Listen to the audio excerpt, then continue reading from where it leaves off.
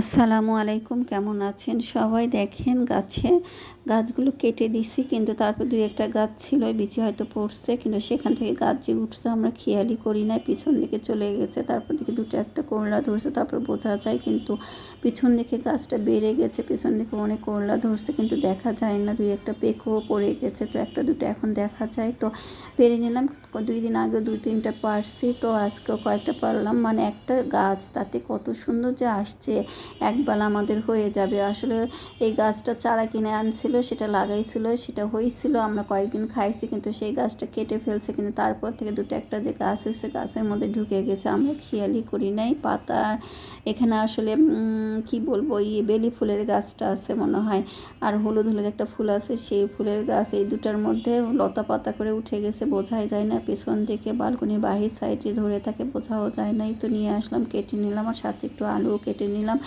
শুধু আলু আর করলার পেঁয়াজ দিয়ে ভালো করে পোড়া করে ভাজি করবো। দিয়ে দিলাম পেঁয়াজ একটু বেশি করে, কাঁচামরিচ, হলুদের গুঁড়া, লবণ আর তেল দিলাম। একটু তেল বেশি করে দেবো, মুখে কিছু ভালোও লাগতেছে না, খেতেও ইচ্ছা হচ্ছে না ভালো। এটা একটু তিতো তিতো করে ঝাল ঝাল করে ভাজি করি, ভালো লাগবে ভাতটা খেতে।